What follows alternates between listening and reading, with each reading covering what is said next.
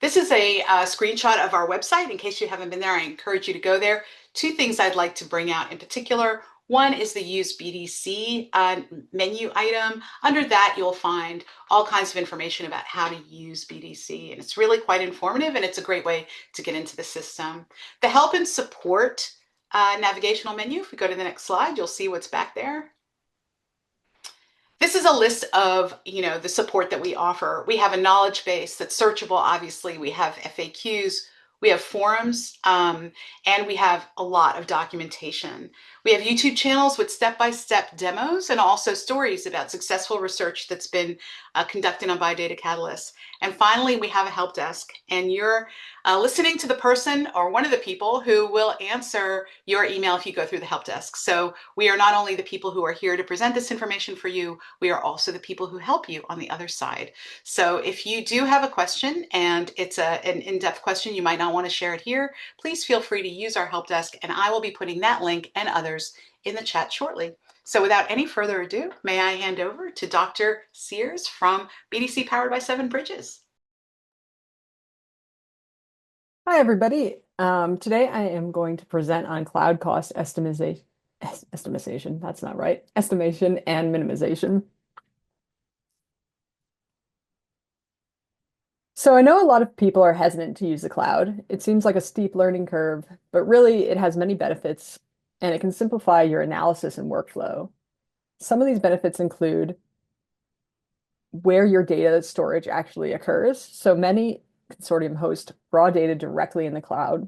Cloud analysis can occur where the data lives, meaning that you don't need to download or host the data locally. This saves you download time and storage space or costs. Cloud-based infrastructure is accessible anywhere. You have secure internet connection. Researchers can collaborate easily, keep projects or files private, and move files and analysis to other systems, making the system very portable. One of the most important things is capital and operational expenditures. Setting up a data center, infrastructure, and local servers is not an easy feat.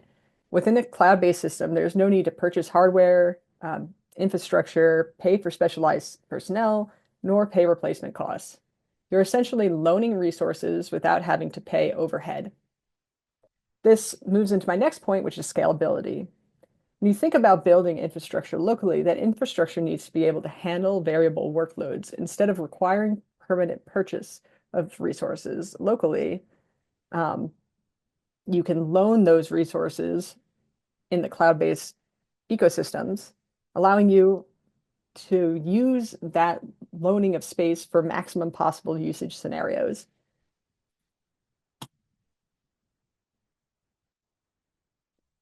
Within this presentation, I'm going to focus on top tips for saving time and money using cloud ecosystems. Many of these tips fall within 5 larger categories. I'll give examples of why these tips are useful to keep in mind throughout the presentation.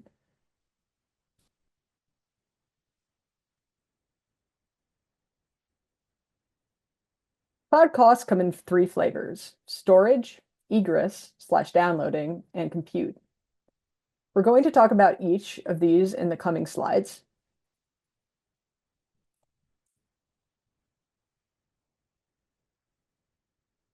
One of the concepts that is really important in cloud computing is using data where it lives. Data storage and downloading cost money, so whenever possible, you want to be able to link to the data where it lives instead of downloading it. This can limit storage costs and egress. For data hosted by BDC, in our systems, we make it quite easy to link to this data. Copying creates a symbolic link instead of actually physically copying the files. So you're not actually paying for the storage of that file because you're directing to that link where that data lives.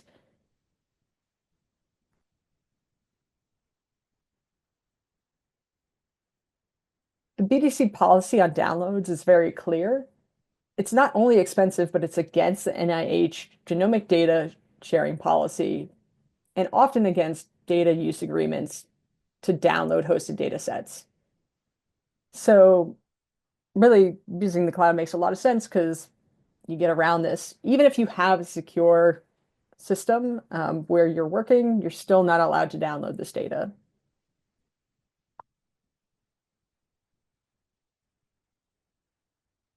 To efficiently use a cloud-based system, you're going to want to understand not only the system, but the apps and workflows you use, how you're charged.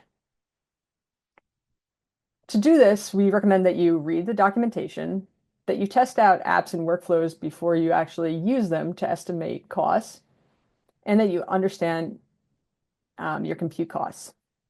At the bottom of the slide, you can see representative costs for each of the cloud cost components using current AWS pricing. So on the left, I can see file storage costs, middle compute costs, and then on the right, data transfer costs.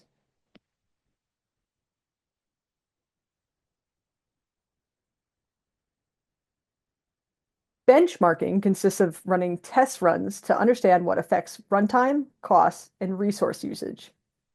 As you can see in this example here, there's a linear relationship between the duration, which is going to translate directly to cost. If you remember back to the slide that I just showed you, you're paying per use time on an instance.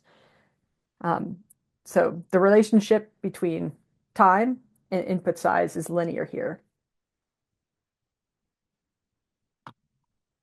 However, one of the most important things is that you cannot assume that there's always going to be a linear relationship between input size and time/cost to run your task or workflow. In this example, as the input gets bigger, we actually notice that it does not cost as much as one would expect if we had a linear relationship.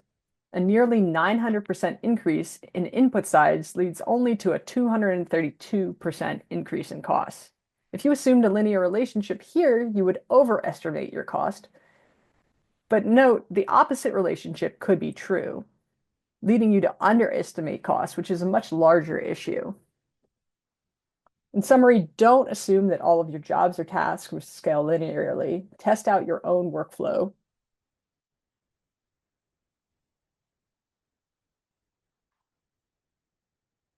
For a workflow you plan to run consistently over time or on a large number of files, benchmarking is imperative. Including small test files allows you to optimize the workflow without incurring unnecessary costs. And then once you have that workflow optimized, large files then allow you to understand how the workflow scales with your input sizes. Viewing logs and usage allows the user to understand what instances may be optimal for the workflow. And further optimization of the workflow can be enabled to save even more time through steps like sorting and indexing. For tasks or workflow that have save points and do not take large amounts of time, preemptible instances, which I'll get into later, can be used to save even more money. Lastly, configuring emails so that you do get notifications for failures and have these kind of failures organized so that you can see them will help you restart tasks and better track your progress in an efficient way.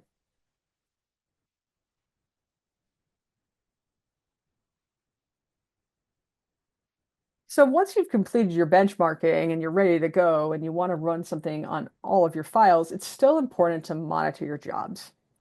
When you expand, you should monitor because you can ask yourself questions like, are these jobs taking longer than I would have expected based on my benchmarking? Am I encountering errors that I didn't see in my testing? For example, maybe I have a group of VCFs and most of those VCFs have CHR for chromosome in front of the chromosome, but one of those VCFs doesn't, and that one runs into an error. Am I seeing errors happen halfway through the pipeline that I didn't expect? Should I correct those so that it doesn't happen on every one of my files?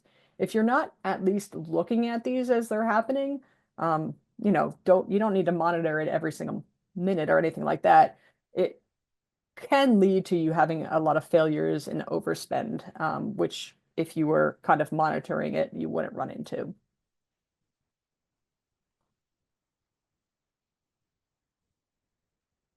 Preemptible or spot instances use spare computing capacity at deeply discounted rates, but can be interrupted or reclaimed by the provider when the compute power is needed. For AWS, if your spot instance is interrupted in the first hour, there is no charge.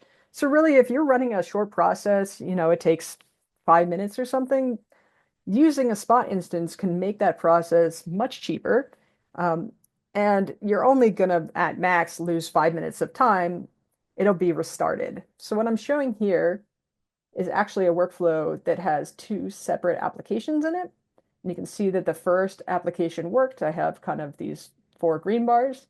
The second application started on a spot instance, which got taken over, but our systems will then run these on a normal instance instead and restart them. So I kind of only lost a couple of minutes of time here. So especially when you're, looking at cost versus time, something that might cost half the amount on a spot instance is definitely worth a couple of minutes of potential interrupted time, especially when it's picked back up. If you want more information on preemptible instances and the advantages of risks on these, I'm not going to get into any more details, but there is a link here for Google Cloud and a link for AWS so that you can read about this further. Another way to optimize workflows is through scattering and batching, which are really ways to best use your resources. Imagine a script that performs an operation over a file. Building a tool that could scatter, for instance, over chromosome would allow that tool to work faster than processing that entire file and going through it line by line. This can be done by scattering. So we can see here, instead of just using that 1 out of 8 CPUs to do chromosome 1, chromosome 2, chromosome 3, chromosome 4, if I had made a file for chromosome 1, one for chromosome 2, one for 3 and 4, I can scatter this over all 8 CPUs using all of my resources instead of having this dead space here. This optimizes for cost and time. Now imagine an application that, for instance, filters BAM files. A set of BAM files, you might need to go one by one. But batching this could allow me to take over multiple instances at the same time. So I might have 8 or 10 different BAM files. And if I was to run them one at a time, let's say they take an hour each, that would take 8 to 10 hours. If I then instead use 8 to 10 instances, or even 4 instances, I've cut my time down to maybe an hour. Or if I'm only using 4 instances, I've cut it um, in half. So really, this will optimize for time, but not for cost, because you may still not be efficiently using each one of your resources instances. The first time you learn a process is going to be the hardest. Help your future self, lab mates, and colleagues by properly documenting your process. You can leave your future self step-by-step instructions using in your projects or workspaces by using descriptions and dashboards. You want to logically name tasks as you run them. You can include README files. And additionally, if you're coding, get into the habit of at least commenting in some of your code. It's great practice. I know that I have days where I can write code, very easily, and then I'll come back to it a week and a half later. Like, what was I doing this day? So even if it's yourself, sometimes you don't know exactly what you're doing. Leaving comments in code allows you to get back to that easier. Unlike your pile of random things in your bedroom, you will be charged if you don't clean up. Consider the following. After 4 months, at a cost of $23.5 per terabyte per month, or a cost of $92 per terabyte for data storage for pulling down that data, it's actually better to pull that data down and store it long term somewhere than to store it in the cloud. So it's often not cost effective to keep large files long term on the cloud. Now with BDC, I mentioned before that a lot of times you're going to be able to link to that hosted data, so you won't be storing it. But if you are bringing your own data, it's something to consider is how long do I need to keep this raw data? Can I get to my derived files and keep those instead?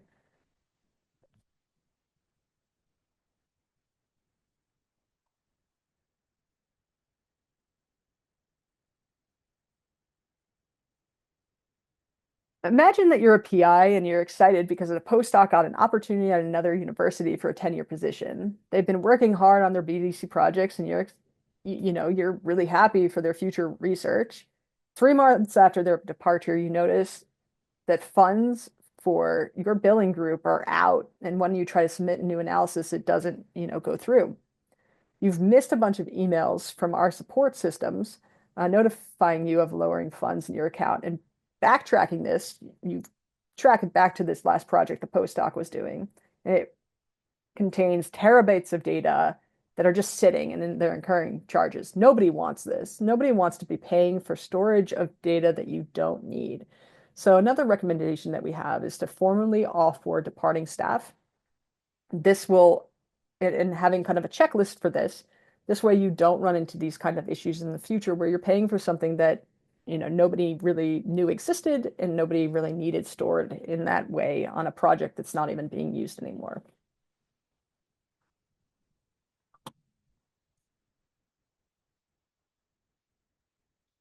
In summary, you can accurately estimate your cloud costs based on benchmarking that apps provide, cost estimation tools, and running your own test data.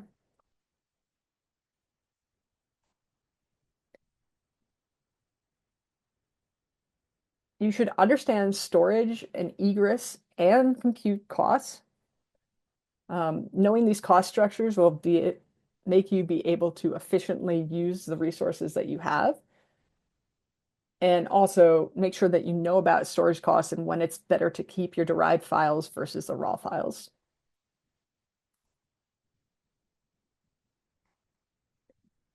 You can minimize your costs through the following 5 tips, which we went over through the presentation. Knowing what actually costs you, testing so that you can use the right size of an instance, minimizing your permanent storage, going from raw files to derived files and keeping those derived files instead of the raw files, and then using tools to budget and estimate as efficiently as possible. One of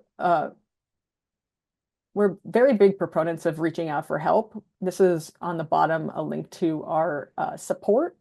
If you're going to come and analyze something and you don't know how to estimate it, we are more than happy to help. BDC provides you with an environment where scientific advances can occur, from hosting data from select NHLBI programs to providing the tools to explore that data, analyze, and collaborate seamlessly. We want to make sure that you can do your research and use our cloud-based systems for this.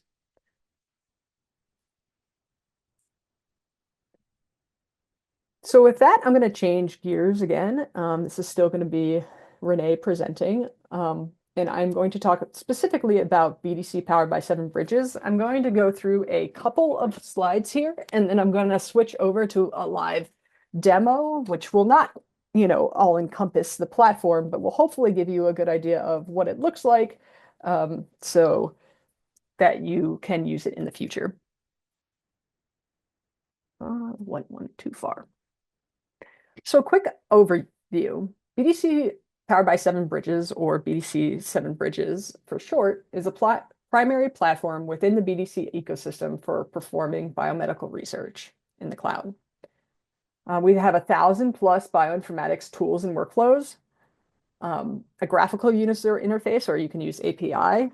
We have descriptions for each one of our tools and hints so that you can run them, along with benchmarking for each one of those tools. You can interactively work with your data through Jupyter Lab and RStudio, build your own applications and workflows, access, organize, and analyze your data through projects, and access BDC-hosted data directly through the platform itself, BDC powered by Gen 3 or BDC Gen 3, or BDC powered by Picture, and BDC Picture for short. Once again, I want to, bring to the forefront that we are big proponents of reaching out for support when you need help. We offer office hours twice a week, 10 a.m. Eastern on Tuesdays and 2 p.m. Eastern on Thursdays. This happens every week, unless it's a holiday. If you visit office hours, we are more than happy to help you start a project and kind of efficiently look at how to estimate costs. We also have this great knowledge center. This is a link to it. Anything that I show with this little symbol is a link for getting to know the platform. This is very comprehensive, and I'll show you this a little bit later in terms of what kind of resources are on there. So what are the prerequisites for being able to analyze data in BDC 7 Bridges? First, you need to join the Biodata Catalyst community. You need to create a BDC 7 Bridges account and obtain pilot credits or start a billing group. For data, you either need to have an approved data access request for BDC hosted data, which you can once again directly get through the 7 Bridges platform, export from BDC Gen 3 or export from BDC Picture. You can also, if you don't have this data access request yet, use your own data, and you can do this at any time. You can do this also when you do have it approved. Bring your own data. So just at the bottom, there's links to further documentation on this. I talked about benchmarking a lot in the first part of the presentation. We make this a little bit easier for you because every one of our applications, which is shown by this little command line symbol, is going to have a performance benchmarking part of its description, where there will be some previous runs to show you kind of cost structure based on size and how long you can expect this to run for. We also have this for our workflows, which in a workflow would be a set of connected applications. So you can see that that is there too. For a couple of tools in our system that have extensive benchmarking, we actually have a cost estimator tool, which you can directly use when you are trying to run those tasks.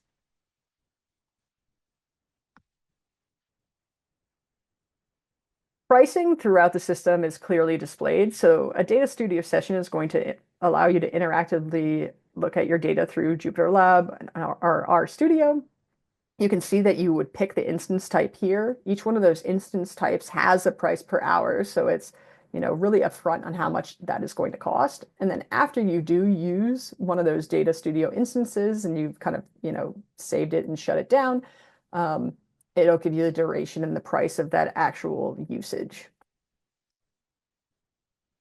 For task execution, you can pick particular instance types. There will be a default for the particular workflow or task, but you can also pick something custom, and each one of these will give the price once again underneath it per hour. An important note about these prices is these prices right now are reflective of AWS prices. So, this might change in the future in terms of exactly how much this costs, but there is no additional cost tacked onto this. This is directly AWS prices, and it's directly passed to you as a user without any kind of overhead on that.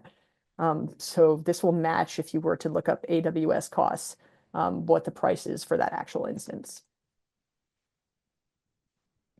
When I run a task, I can look at my task pane and I can actually see the price of each one of my tasks as I ran it. And if I click on a particular task, I can also see that price. And I can, if I was to click on the minutes, see a breakdown of kind of the time that it was run for.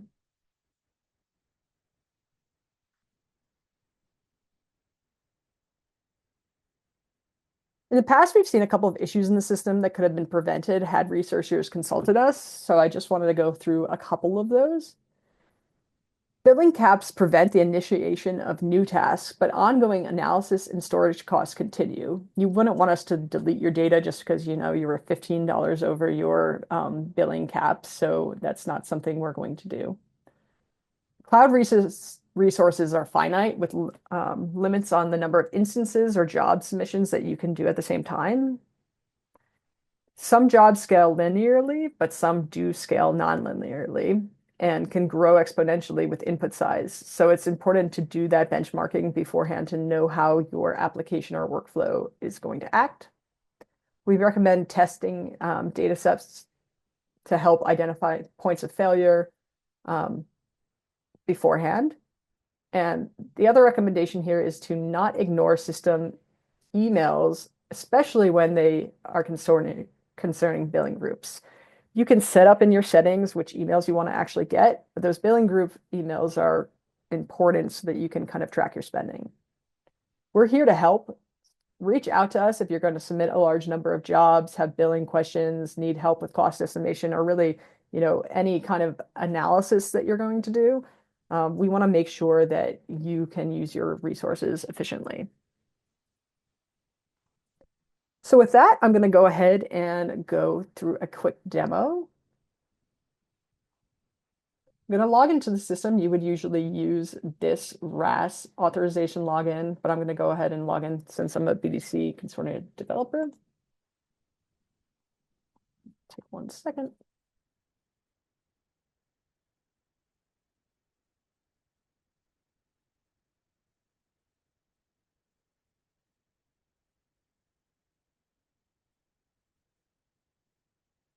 All right, so now I'm on the BDC Powered by 7 Bridges platform. The first thing I'm actually going to do is scroll to the bottom and show you this question mark. This is where you can go if you need help. As I went through in the presentation, we have a very extensive knowledge center with tons of different articles that you can go through to better know the system.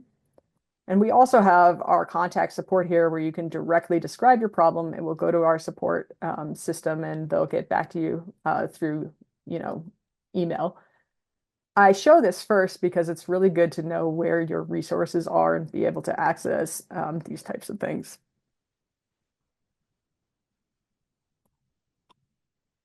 At the top, I have a navigation bar. This is going to be a navigation bar for the entire platform. We'll see that there's a home screen, which I'm currently on. That home screen is going to have projects on the left-hand side and analysis on the right-hand side. These are projects that I am either the owner of or within, and these are tasks that have been run within, the projects that I'm a member of. We'll see there's a projects pane where I can see all the projects in a different view. A data tab, which I won't really go through, but this is how you would link to some of the hosted data that's available through Gen 3. Public resources, which I'll touch on a little bit later. Some settings for your particular account, and an activity center that kind of gives you some updates on if you're adding or deleting or copying files. I'm going to go ahead and start a new project.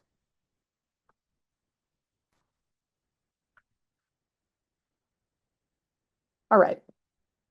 So in creating a new project, there's a lot of different options, and I want to make sure that you set up your projects correctly, since some of these options can't be changed later.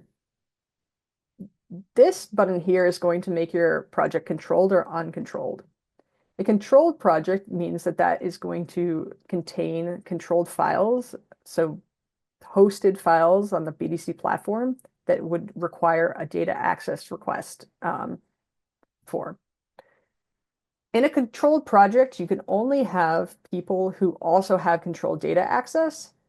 If you have something like 3 PHS, numbers worth of data in the same project, and another member only has access to one of those, they're only going to see the files from that one.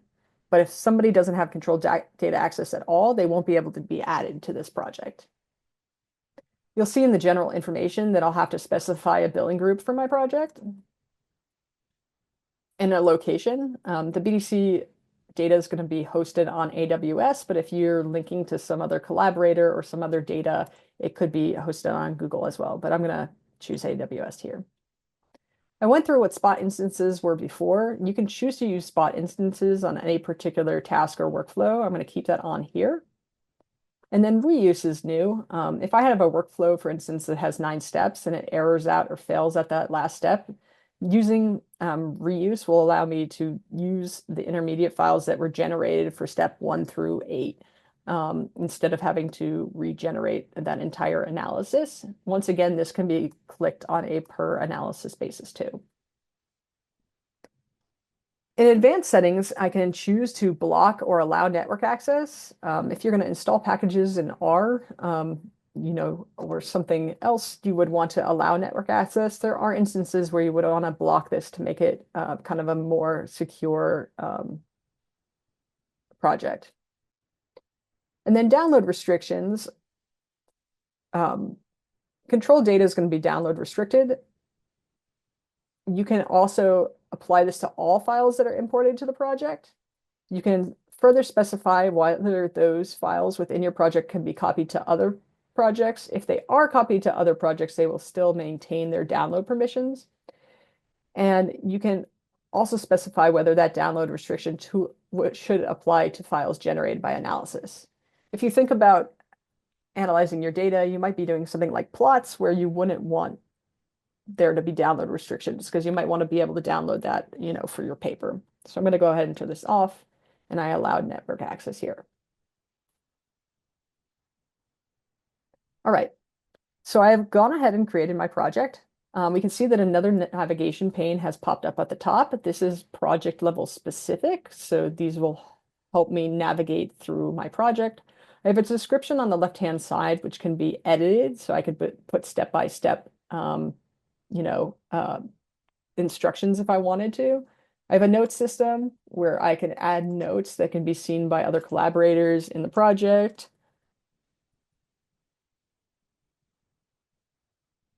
So anybody who has access to the project can see that, and that you can actually set up your email settings so that you can see notes from other people in your emails.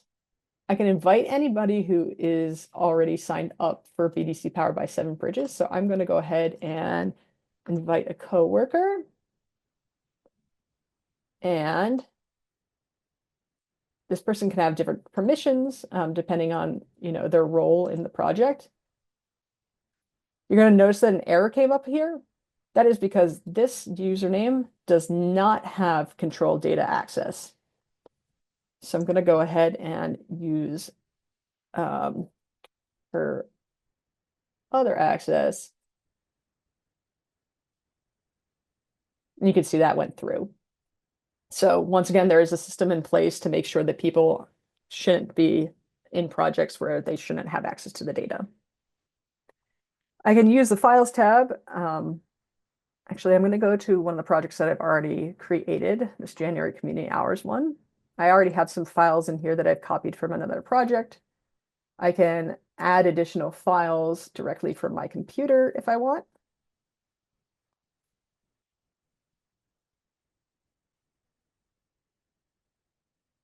And go ahead and refresh. And those will be in there. So, nice and easy.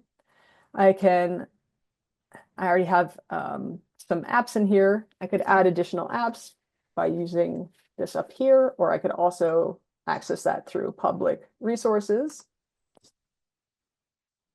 Browse those apps, type in star.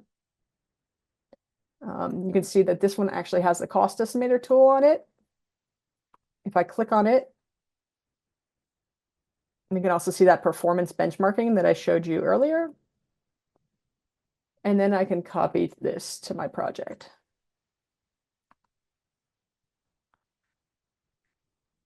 As the last part of this demo really quickly, I'm going to show you what's available in public projects and then just start a task. So public projects is going to have a set of projects that are essentially tutorials. One of these is the Genesis tutorial, which I have already copied into another project, but is located here, and you can copy it if you're interested in that in the future.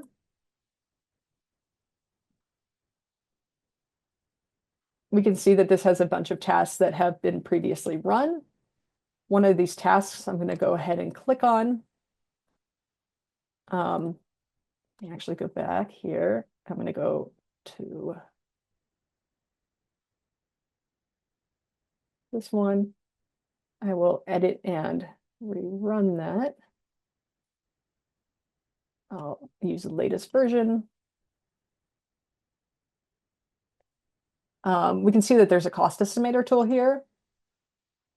Once again, you can see that that didn't work. And the reason why is because I didn't have my default instance. So I have a clear error message. So I'll go to execution settings and see, I'll go back to app default.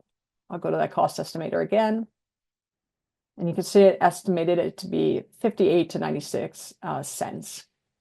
If I run that, I'm not going to make you wait here for 42 minutes, which is how long this takes, but I'll go back to one of the previous runs that I did, which is this one. It took 42 minutes and it was 97 cents. So it was a cent over the estimation. So once again, just to end this out, we do encourage you guys to go to office hours and get support, especially if you are new to the system. Or not especially, like anybody can come, obviously, but if you are new to the system, come and we'll give you a walkthrough and go through kind of whatever you want. We're happy to give you demos kind of live or answer questions.